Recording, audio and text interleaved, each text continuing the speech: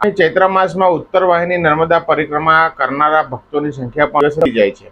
ત્યારે નર્મદા પરિક્રમાનું મહત્વ અને નર્મદા પરિક્રમાના માર્ગ વિશેની વાત એ આપણે આ અયોધ્યા સ્થિત આશ્રમના સંત અને મા નર્મદાની સેવા માટેના પરિક્રમાવાસીઓ માટેની સેવા માટે તત્પર શ્રી હનુમાનદાસજી મહારાજના કંઠે સાંભળીએ આ નર્મદા પરિક્રમાનું મહત્વ અને તેની અવલૌકિક વાત। जय श्री राम। नर्मदे हर। भक्तों, आज हम लोग विशेष चर्चा करेंगे माँ नर्मदा जी की। माँ नर्मदा जी की परिक्रमा क्यों लगानी चाहिए और इसके लगाने से क्या क्या लाभ और फायदे प्राप्त होते हैं मनुष्य को, और माँ के द्वारा हम लोग को क्या मिला है, और किन किन भक्तों के द्वारा माँ के परिक्रमा वासियों की सेवा की जाती है, कैसे सेवा की जाती है, इस विषय पर आज हम लोग विस्तार से चर्चा करते हैं। भक्तों, सनातन वैदिक काल से ही हमारे हिंदू धर्म में तीर्थ स्थलों को, नदियों को पूजा करने का महत्व दिया गया है। जिस प्रकार हम गंगा जी की पूजा अर्चना करते हैं और भगवान के विष्णु जी के चरणों से प्राप्त गंगा जी हैं, और हमारे वेद पुराण कहते हैं कि गंगा जी से भी पहले इस धरा पर माता नर्मदा का आगमन हो चुका था। माँ नर्मदा साक्षात शिव पुत्री हैं और उनके दर्शन मात्र से ही कल्याण हो जाता है, समस्त पापों का क्षय होता है। अमरकंटक से माँ निकलती हैं और बहुत ही सूक्ष्म रूप से निकलती हैं माई की बगिया से। जिन भक्तों ने परिक्रमा लगाया है, अमरकंटक गए होंगे, उन्होंने देखा होगा माँ एक छोटे से कुंड से निकलती है। वहां से हंसते खेलते उछलते कूदते छोटे से रास्ते से बनाते हुए निकलती है और थोड़े ही दूर पर जाती हैं दूध धारा पर। दूध धारा पर वो एक झरने रूपी से निकलती हैं, और आप देखेंगे वो जल इतना निर्मल होता है कि पूरी माँ बिल्कुल दूध के रंग की दिखाई देती है, सफ़ेद कलर से बिल्कुल। वहाँ से आगे बढ़ते हुए माँ मंडला जिले डिंडोरी होते हुए आगे बढ़ती हैं। जबलपुर तक पहुँचते पहुँचते माँ का विशाल रूप हो जाता है, और यहाँ पर संगमरमर की विशाल बड़े बड़े चट्टान हैं, विंध्याचल पर्वत है, सतपुड़े के पर्वत है। उन सब पहाड़ों को तोड़ते हुए माँ जबलपुर पर भेड़ा घाट में विशाल झरने का रूप लेते हुए आगे बढ़ती हैं। फिर कई जिलों से होते हुए माँ, जिसमें प्रमुख रूप से आपका नर्मदापुरम है, हरदा है, और कई जिलों से होते हुए माँ सीधा पहुँचती हैं ओमकारेश्वर भगवान शिव का अभिषेक करने के लिए। वहाँ से होते हुए सूल पानियों की झाड़ियों से निकलते हुए माँ मंडलेश्वर, गुजरात, भरूच, उसके बाद मीठी तलाई में आके माँ अपने आप को समुद्र देवता पे समर्पित कर देती हैं। ये तो खैर माँ के आने का रास्ता हम आपको बता रहे हैं। अब हम चर्चा करेंगे कि इस परिक्रमा को माँ जो प्रकट हो रही हैं, इसकी परिक्रमा क्यों की जाती है। जैसा कि नर्मदा पुराण में कहा गया है कि माँ की परिक्रमा लगाने से कई प्रकार की सिद्धियां माता अपने आप प्रदान करते जाती हैं।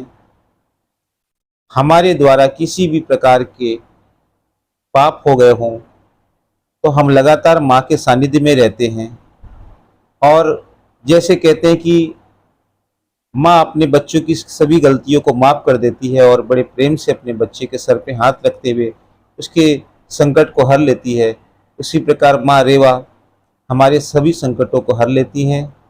और मुख्य रूप से माँ की परिक्रमा नियम के अनुसार 3 साल 3 महीना 13 दिन की होती है, जिसमें 3 चतुर्मास होते हैं। ये तो पैदल मार्ग का हुआ। इसमें हम अधिक से अधिक समय तक माँ की गोद में रह सकते हैं और माँ हमारे सभी संकटों को हरती हैं, सभी कष्टों को हरती हैं, हमें विशेष प्रकार की सिद्धियां प्रदान करती हैं, जिसको साधु महात्मा गृहस्थी सभी लोग परिक्रमा करते रहते हैं। और यह परिक्रमा 12 माह चलते रहती है, कभी यह परिक्रमा रुकती नहीं है, सिर्फ बरसात के दिनों में चतुर्मास पे रुकती है। आजकल कई कई जगह पे डैम बन गए हैं, रास्ते लंबे हो गए हैं। रास्ते लंबे होने की वजह से बहुत से लोग अब आजकल 3 साल का समय नहीं दे पाते हैं, कम समय पे परिक्रमा लगाते हैं। तो उसमें मात्र 8 से 10 दिनों के अंदर में अपने वाहन के द्वारा परिक्रमा लगाते हैं, जिसमें माँ के प्रमुख प्रमुख स्थलों पर रुकते हुए दर्शन करते हुए साधु संतों की सेवा करते हुए आगे जाते हैं मीठी तलाई। मीठी तलाई से फिर वापस अमरकंटक के रास्ते होते हुए आते हैं ओमकारेश्वर, और ओमकारेश्वर में भगवान को शिव को जल अर्पित करके अपने घर को वापस जाते हैं। इस प्रकार उनकी परिक्रमा समाप्त हो जाती है और माँ से यही मनोकामना करते जाते कि माँ हमारे घर में सुख समृद्धि देती रहें।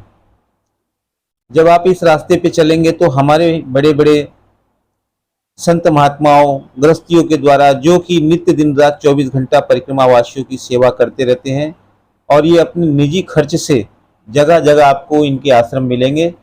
आश्रमों में समस्त परिक्रमा वासियों के रुकने की सारी व्यवस्था होती है, भोजन की व्यवस्था होती है, सभी प्रकार की व्यवस्थाएं होती हैं।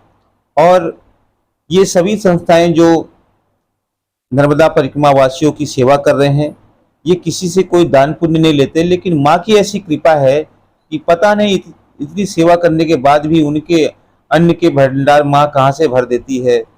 इतने अनाज, इतनी मतलब सारी व्यवस्थाएं होती हैं और बहुत ही अच्छी व्यवस्था पूरे रास्ते में चल रही है, कहीं किसी प्रकार की कोई कमी नहीं होती है, जिससे परिक्रमा वासियों की सभी जरूरत की सामान और उनको जो भी आवश्यकताएं होती हैं, इलाज पाने की या किसी प्रकार से भी कोई सहायता होती तो आश्रमों के द्वारा उनको प्राप्त होती रहती है। मैं तो आप सभी लोगों से कहूँगा कि मनुष्य जीवन बड़ा अनमोल है और ये सबको प्राप्त नहीं होता है। अगर हम मनुष्य जीवन में हैं, जीव कल्याण की सेवा करना है और भगवान के सानिध्य में रहना है,